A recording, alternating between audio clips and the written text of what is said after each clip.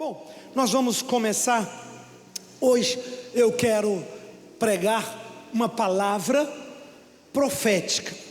Bispos, pastores, líderes, todas as pessoas que estão conosco em videoconferência, aquele abraço, pessoal do Sul, Sudeste, né? Todas as igrejas nossas aí, Porto Alegre, Florianópolis, Curitiba, nossa querida Curitiba, né? E também São Paulo, as igrejas de São Paulo, Rio de Janeiro, né? Sudeste aí, Minas, Belo Horizonte, com todas as igrejas de Minas, também São Paulo do interior, Campinas, Ribeirão Preto, Santos, todas as cidades de São Paulo, o Nordeste todo que está com a gente. Quero fazer uma menção aqui a Paraíba, nova sede, né? João Pessoa está numa nova sede lá, graças a Deus, inauguraram inclusive com celebrações, Bispo Edgar, Bispa Ana, né? E também Aracaju, Salvador, Recife, enfim, né? Natal, João Pessoa, já falei, né? Todas essas igrejas, Maceió, todas as igrejas que estão ligadas, Belém, Manaus, Roraima, nossa querida Roraima, que virou uma base para a entrada na Venezuela, já era, né? Dali nós estamos entrando agressivamente num projeto para ganhar e abrir muitas igrejas na Venezuela. Já temos algumas, a meta é entrar, né, avassaladoramente dentro da Venezuela. Argentina, Paraguai, todas as igrejas, os países que estão com a gente. Queridos, e aqui no DF, no Centro-Oeste, né? Campo Grande, Goiânia, Cuiabá, aqui no DF, enfim, todas as igrejas, Uberlândia, Uberaba. Abre comigo no livro de Atos, capítulo 3. Essa palavra que eu vou trazer hoje, eu acredito que seja um marco para o ano de 2022, o ano do resgatador. Para que o resgatador entre na tua vida, na tua história, nós vamos fechar terça-feira, depois de amanhã, a campanha Rosh Hashanah, cabeça do ano. Eu prego aqui com videoconferência e a gente fecha a visão Rosh Hashanah para o ano de 2022. Agora, muitas pessoas dizem assim: é só o tema, é só o tema, é só eu profetizar do tema. O que eu tenho que fazer para que Deus envie o resgatador na minha vida? O que eu posso fazer? Tem algo que o homem tem que fazer para liberar a ação de Deus ou não? Somente, né, está conectado com o Senhor, desejando, clamando. Atos 3, 19 em diante. Atos dos Apóstolos 3, 19. O apóstolo o apóstolo Pedro prega o primeiro sermão da vida dele. Primeiro momento mais forte, o mais ungido. Tudo que é o primeiro na Bíblia, Rosh, cabeça, primeiro é cabeça, né? Primeiro, por isso que é cabeça. A palavra cabeça não é só parte do organismo humano, do corpo, cabeça, tronco e membro. Não, cabeça é o início. Quem é no inglês, head, inclusive CEO, cabeça, né? O quartel, a cabeça, né? No inglês é mais forte a conexão entre a palavra cabeça e o conceito do início, do princípio. Na Bíblia, a sabedoria hebraica, ela guardou essa origem conceitual. Na Bíblia, primícias é cabeça. A palavra primícias também tem uma alusão a Rosh, primícias, dízimos, princípios, né? Primeiros, né? Por isso que é a primeira, as primícias da tua renda, primícias, primeiro, né? Primogênito, tudo que é tudo que quer dizer que nasce com força de início. E nós temos que colocar muita atenção, porque nos primeiro sermão, primeira menção, primeira vez que aparece a palavra pecado, primeira vez que aparece a palavra graça, primeira vez que aparece uma palavra, aquela primeira vez tem dentro dela a semente que vai desenvolver para o resto da Bíblia e para o restante da história. Então tudo que é primeiro merece uma atenção especial.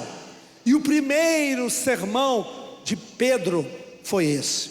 Pedro, vocês lembram, traiu Jesus, antes de Jesus morrer, traiu Jesus, se afastou, foi embora, foi para Galileia. Jesus aparece na ressurreição para as Marias, Maria Madalena, né? A Maria mãe dele, e aí elas voltam e anunciam a Pedro. Ele entra no túmulo e o desenrolar começa da história. Então Pedro estava muito ferido, muito machucado. Vinha o Espírito Santo 40 dias depois e desce em línguas de fogo, e Pedro se levanta, ele fica cheio do poder de Deus e prega. O que ele pregou? Primeiro sermão, esse sermão. A mente dele estava fresca, a mente dele estava lembrando das palavras de Jesus. 40 dias conversando com Jesus antes de pregar isso aqui, Jesus ressuscitado. Então estava muito, como se diz em espanhol, caliente, quente, muito quente. Toda a lógica, todo o plano de Deus para os homens, todo o propósito pelo qual eles, os discípulos de Jesus, passaram por aquela odisseia que começou no recrutamento do Mar Morto e terminou no Calvário. Aliás, terminou no Monte da Transfiguração, onde Jesus sobe, né? Naquele monte lá da Galileia, onde Jesus é assunto aos céus. Vamos ler. O que Pedro prega nesse contexto, nesse momento, nesse ambiente, nessas circunstâncias? O que está dentro dele quente? O que está palpitando dentro do apóstolo Pedro? Que até então não era ninguém, era apenas um discípulo cabeçudo, mas agora passa a ser o pai da igreja, o principal, passa a ser o homem ungido por Jesus Cristo para apacentar suas igrejas. Jesus, antes de subir, deu a Pedro: Pedro, apacenta minhas ovelhas. Ele não falou isso para Tiago, ele não falou isso para Mateus, ele não falou isso para os demais discípulos, nem para João, falou para Pedro: apacenta, cuida da igreja, Pedro. Eu te ponho como responsável no meu lugar, Pedro, assume. Daí veio a tradição do Papa, né? Sempre alguém substituindo ali, né? O pai, a palavra Papa quer dizer pai da igreja católica, que infelizmente, ao nosso ver, se foi devagarzinho desviando de alguns conceitos muito básicos e importantes, mas não é o assunto para aqui, não é? Cada um fica na sua fé, cada um fica aonde encontrou com Jesus Cristo e onde tem resposta para as suas grandes perguntas da vida, né? Amém? Então aqui nós temos hoje o primeiro sermão do apóstolo Pedro. Pedro fala: arrependei-vos, pois, e convertei-vos. Fala comigo: arrependimento. Não, mais forte: arrependimento, conversão. Faz assim com a tua mão, por favor: arrependimento, faz assim, ó, conversão. Muita gente hoje, alguns teólogos, aceitam arrependimento, mas não entendem conversão. Arrependem, mas não mudam. Preste atenção: ninguém tem que mudar para vir para a igreja ou para vir para Jesus. Não. Vem como você está. Venha como a pessoa está. Venha com seus dilemas, seus problemas. Você da TV, da rádio, você do YouTube, você que está me acompanhando. Deus não quer que você seja santo para depois você chegar na sua casa. Deus está com a porta aberta da sua casa te esperando, com os braços abertos. Quando eu fui para Jesus, eu não fui santificado, eu fui destroçado, com conflitos, com raiva, com ódio, com armas. Algumas vezes eu assisti culto com armas. Um moleque de 14 anos de idade, revólver. Para quê? Sei lá, loucura. Para que precisava daquilo? Não sei. Era demônio na minha cabeça, eu era muito endemoniado, muito escuro, espírita, irado, com raiva do mundo inteiro, cheio de problema. Então, vem como você está, vem como você. Deus não quer que você seja santo para aproximar. À medida que você aproxima dele, a sua santidade aparece.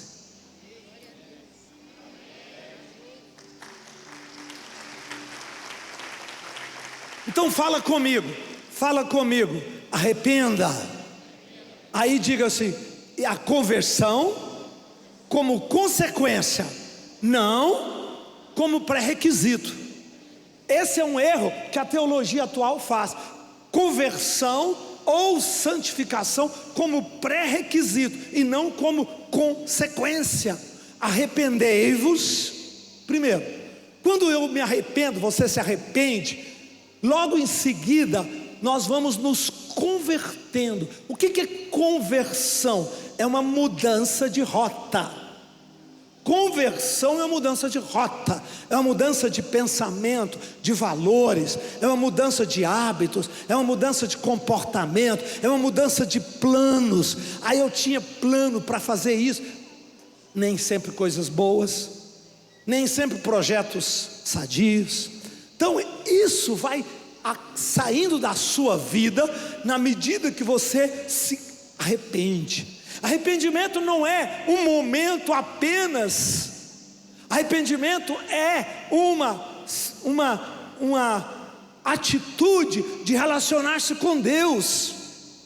Arrependimento é uma atitude que você se relaciona com Deus. Ele não é um ato onde você chora. Tem arrependimento com lágrimas, revisão de vida. Primeira vez que Deus mostrou os seus pecados, primeira vez que seus olhos foram abertos, e você chora e chora e chora, porque você viu onde você estava, você viu o estrago da sua vida, você sentiu o peso daquilo. Mas o arrependimento não para aí, ele começa aí.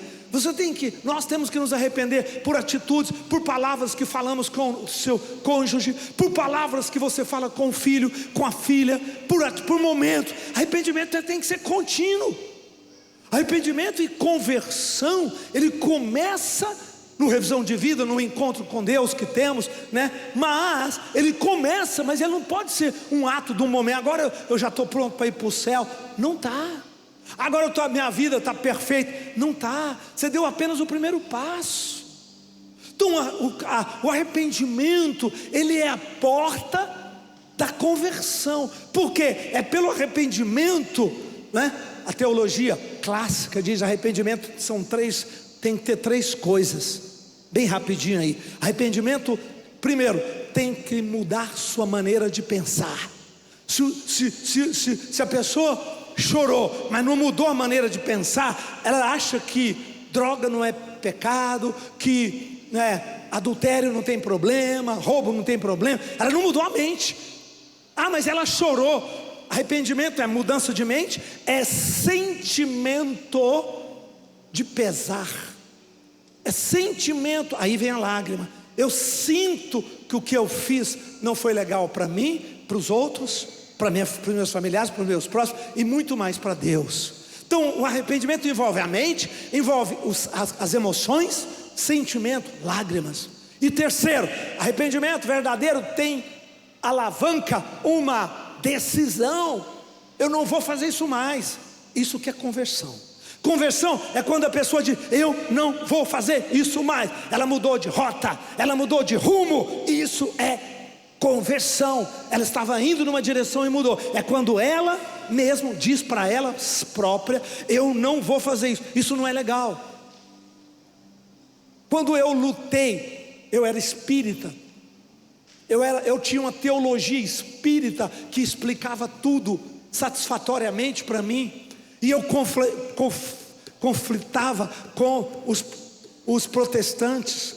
O tempo todo eu tinha conflito com eles, por causa de uma teologia. E aí, quando eu não adiantava, ninguém ia me convencer pelo argumento. Quando Deus tocou meu coração, na noite da madrugada, que eu fiquei 6, 7 horas em êxtase, chorando, ouvindo a voz de Jesus e vendo Ele, ninguém precisou te falar nada. No outro dia eu falei para mim mesmo: está errado. Peguei todos os livros espíritas, peguei todos os amuletos espíritas, peguei tudo que tinha, joguei fora e meti fogo. Ninguém falou para mim, ninguém me convenceu sobre a reencarnação, não precisou.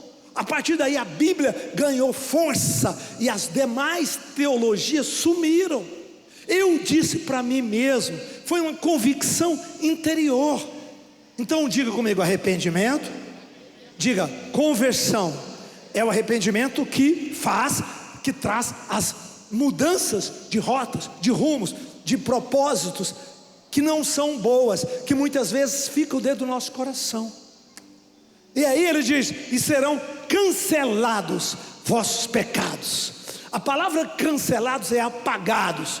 Vossos erros, não é pecado apenas, tudo que você fez de ruim, tudo que você não sabe como consertar, tudo que você estragou na sua vida. Você estragou o relacionamento com seu filho, você estragou o relacionamento com sua filha, você estragou sua empresa, você estragou seu futuro está destroçado por um erro que você fez.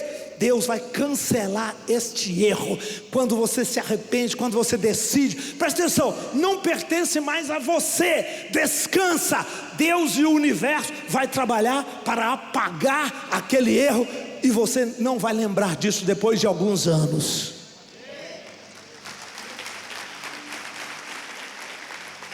Nem você, nem a sociedade. Deus vai consertar. A melhor palavra aqui, cancelar vossos pecados, é: e Ele vai consertar vossos erros, vossos equívocos. Agora, por isso que eu digo, arrependimento precisa continuar. Eu já arrependeu do seu pecado, converteu. Agora, talvez você errou. Talvez você errou com o noivo, talvez você errou com o esposo, com a esposa, talvez você errou em uma decisão que você tomou. Como é que você conserta isso? Aí eu vou orar e buscar a Deus. Começa com arrependimento: ô Senhor, me perdoa, eu não queria ter errado. Ô Senhor, me ajuda, conserta essa área, Pai, me ajuda, cancela este erro meu, cancela, me ajuda como consertar isso, Senhor. E Ele vai colocando as forças do universo para trabalhar a seu favor. Serão cancelados os vossos pecados, com as suas consequências. Pode dar uma salva de palmas forte, Brasil, vamos lá, toda Sara, nossa terra, no mundo todo. Olha o próximo versículo, é onde eu gostaria muito de pelo menos chegar, né? Na terça eu sigo, depois eu continuo, porque isso aqui é denso, é pesado, é longo. Arrependei, próximo versículo 20, versículo 20. Aí ele chega e diz: a fim, para que da presença do Senhor venham tempos de refrigério. Quantos concordam que nós precisamos de refrigério? Chega de pandemia, chega de má notícia, chega de problema na economia, chega, é só coisas tristes. O mundo todo está num caldeirão fervendo, o mundo todo está numa situação angustiante. Não sei se eu viajo, não sei se eu pego o avião, não sei se eu vou de carro, eu não sei se eu compro, eu não sei se eu vendo, né? O mundo todo está sobre angústia. Presta atenção, é tempo de Deus mandar refrigério.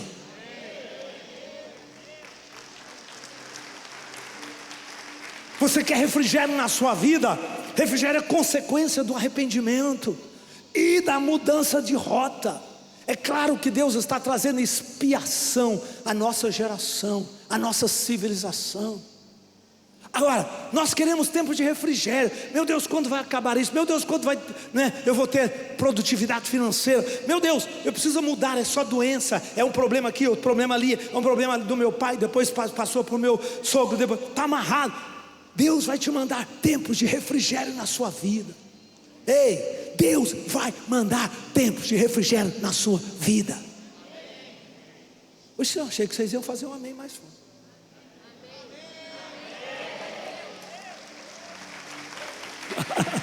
Obrigado. Agora, não é que Deus tem que fazer isso nos céus. Isso é consequência de conceitos. Isso é o homem que planta, é o homem que colhe. Muda a sua mente naquilo que traz sofrimento para você. Você orou, você chorou, mas você não mudou a maneira de pensar. Tu está fazendo o mesmo hábito, tu está fazendo a mesma coisa, tu está tendo os mesmos relacionamentos e quer colher resultados diferentes. Como? Muda a mente. Isso é arrependimento. Isso é arrependimento. Isso é mudança, para que tenha um tempo de refrigério. Eu me pergunto todos os dias, quais são as minhas atitudes que eu possa estar plantando sofrimento sem saber? Quais são meus hábitos que eu possa estar fazendo que vai me trazer mais problemas do que soluções?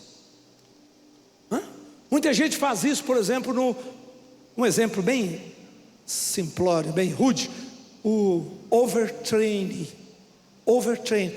Eu quero emagrecer, eu quero cuidar do meu corpo. Aí treina tanto, aí que acaba, sabe, fazendo o quê? Pegando doença, porque desgasta tanto o corpo.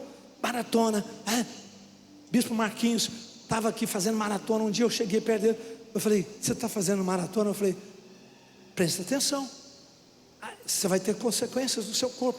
Aí eu estou sentindo, eu estou resfriando lá atrás, isso, aquilo. Eu falei: pois é, porque a sua imunidade baixa, você oxida as suas células ao extremo do seu corpo. Então, pensando em querer um alvo, um objetivo, a pessoa pega um conceito e vai sem. Você quer saúde? Para de over. Faz uma coisa moderada, faz uma coisa tranquila, muda a mente. Mas eu gosto, sim. Aí tem que trabalhar com os desejos. Árvore do bem e do mal. Vou pregar na conferência. Sabe qual é o verdadeiro nome da árvore do conhecimento do bem e do mal no hebraico?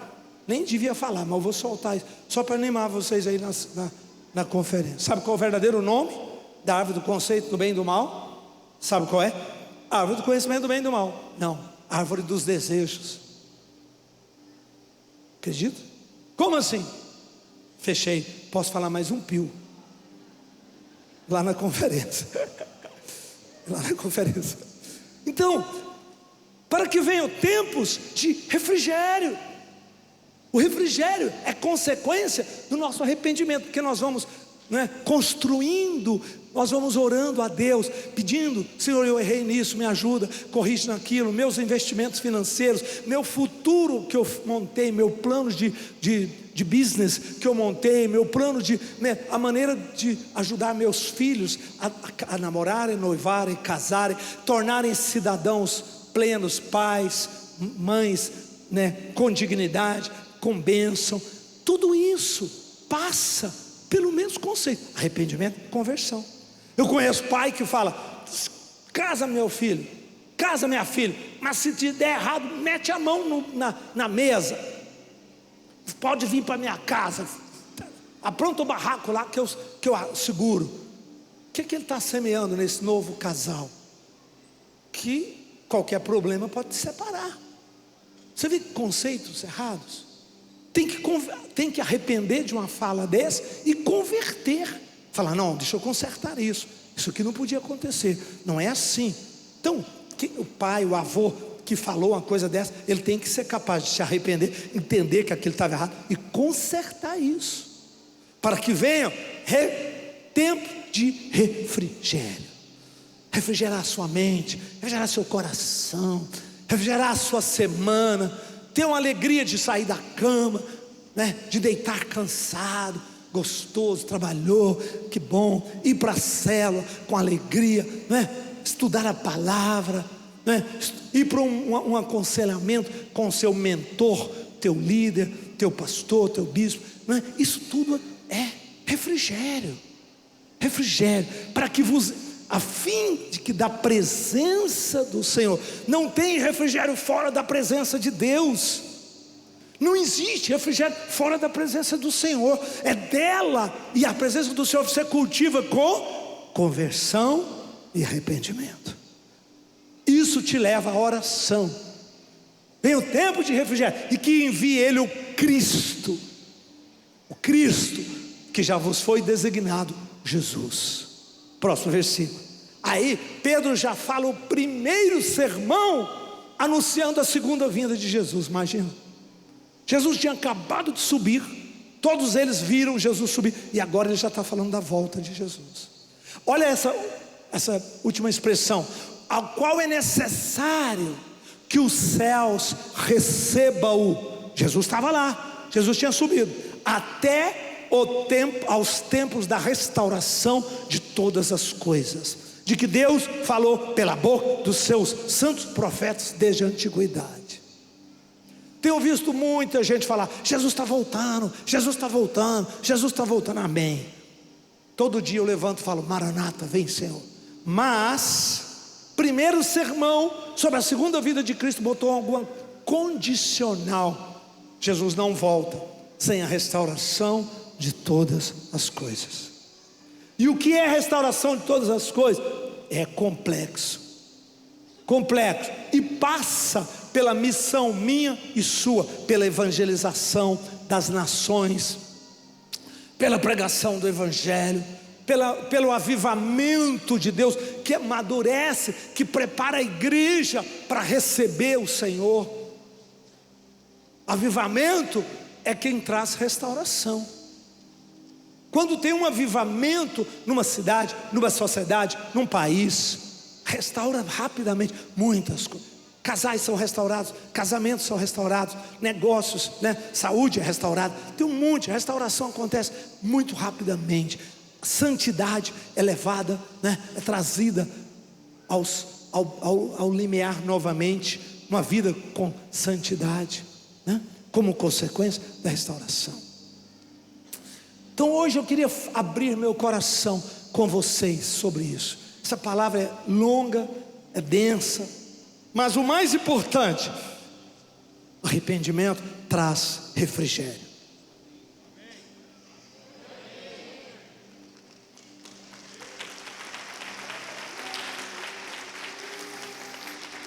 Arrependimento traz refrigério. Quando você se arrepende, você cancela. Não só apaga, cancela. Apagar é um ato que você cancela no documento. Eu apaguei isso aqui. Cancelar é um ato que você cancela no universo, muito além do que no documento. Sejam cancelados vossos erros, vossos pecados, vossos equívocos, para que sejam cancelados aquilo que você equivocou, que você errou, que você construiu de uma maneira indevida, inconveniente, sem a direção, sem a bênção de Deus por si só. Nós não somos escravos dos nossos erros. Nós não precisamos ser escravos dos erros dos nossos passados.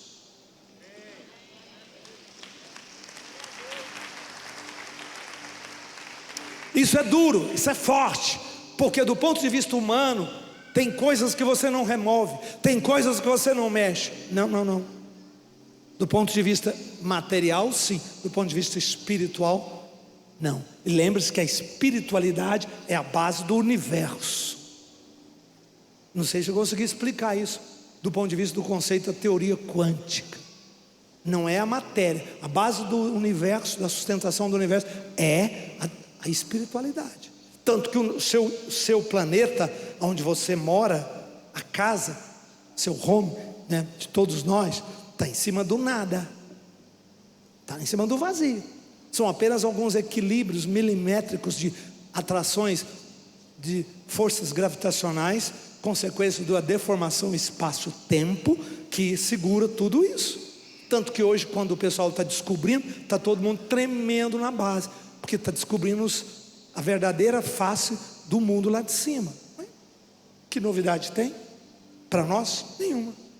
A base que sustenta o universo é espiritual. Quando você apaga os erros, os equívocos no mundo espiritual, o mundo espiritual ordena ao mundo material que reorganize, e rapidamente ele vai consertar. Não precisa preocupar como, não precisa preocupar quando.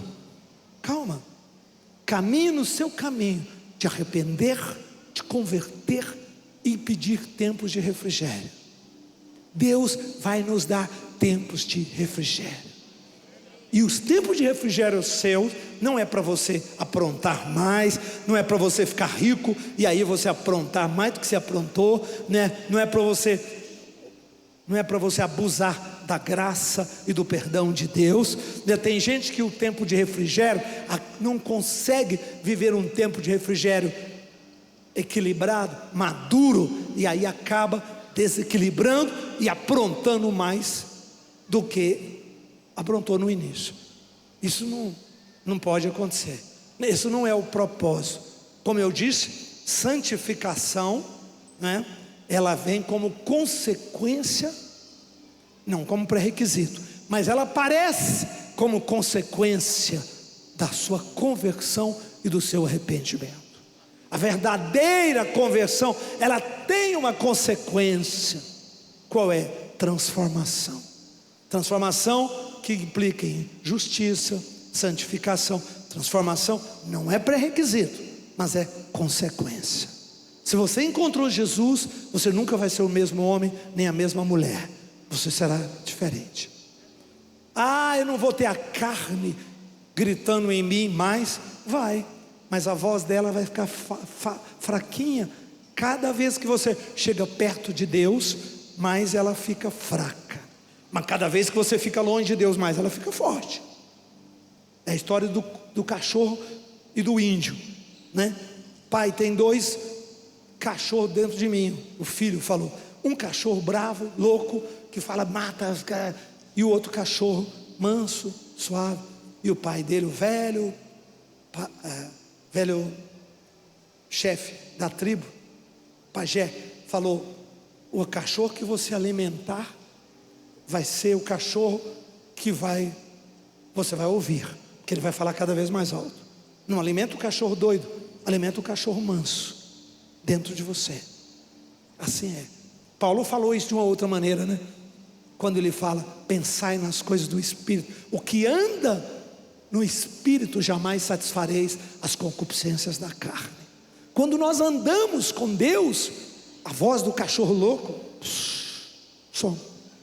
Então quando Deus te dá refrigério, não é para você sair por aí, né, jogando, não, é para você andar com Deus, se alegrar e ter uma vida de bênção e de paz, e poder ajudar outros, poder abençoar outros. Cadê o povo de Deus? Quero ouvir um amém. Amém. Quero te confessar, quase esqueci do quebra de maldição. Estou pregando aqui tão bom que quase esqueci. Nós temos quebra de maldição no segundo culto nesse momento. Hoje quero parar por aqui. O que você precisa de refrigério? Que áreas da sua vida estão em tormentas? Na área financeira, arrependa e dá o dízimo. Converte, dá o dízimo. Organiza as suas finanças e fala com Deus. Procura teu pastor, teu bispo, teu sacerdote e acerta. Porque sofrimento vem por brechas, por desobediência. Na área emocional, peça ajuda, abre com alguém, conversa, arrependa, conserta com quem você feriu, machucou, caminha nesse caminho. Família, relacionamentos, qualquer que seja a área. Hoje eu estou aqui para dizer: Deus vai mandar muito refrigério para seu povo neste ano.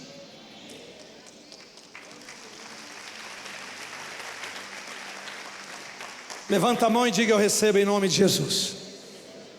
Ponha o dedo assim, ó, fala: mas eu tenho que fazer a minha parte, que é arrepender e converter, para anular as sementes de sofrimentos que entraram na minha vida, pelos meus equívocos passados, decisões e erros passados. Quero ouvir um amém? Faça a sua parte. 2022, ano de arrependimento, ano de conversão, ano em que Deus vai trazer refrigério para você, e vai mandar o resgatador. O resgatador é alguém materialmente físico que entra para te ajudar a pagar tudo. O resgatador são pessoas que vêm com essa missão de te ajudar e de refazer você.